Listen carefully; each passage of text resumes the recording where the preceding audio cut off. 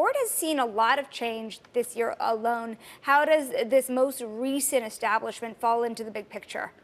Yeah, this is part of Ford's overall cost struggles. They say they have a $7 billion disadvantage to competitors on their costs.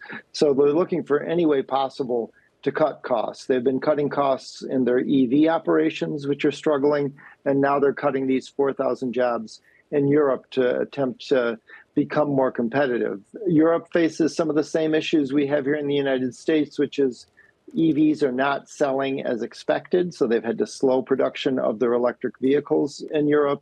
And one factor in Europe that doesn't exist here is the Chinese competitors have come in there and are gaining share, and that's a new competitive threat that Ford is trying to work against. You know, if Matt Miller were sitting here instead of me, he would ask you about the European market and why it's such a bear. I mean, what is going on in Europe and some of the problems that we're seeing there for Ford, can we see it spill over to the United States?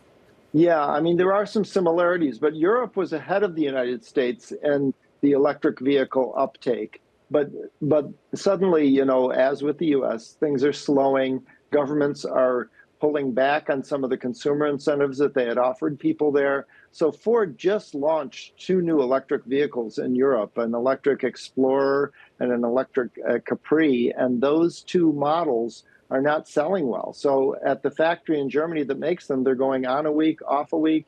They're going to reduce production in the beginning of next year as well. So it's not turning out to be the market that Europe had previously or is expecting, or that the regulations are set up for, because there are these very stringent regulations coming on in Europe, and the automakers like Ford are saying, we can't meet them if consumers don't want to buy these cars. It's interesting because since mid-July, we've seen a significant sell-off in the stock.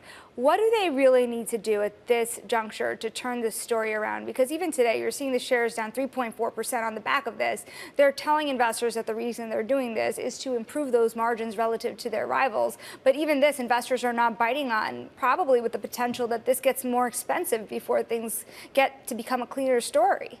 Absolutely. Normally, when there's a big job cut like this, you see shares go up. That's not happening here.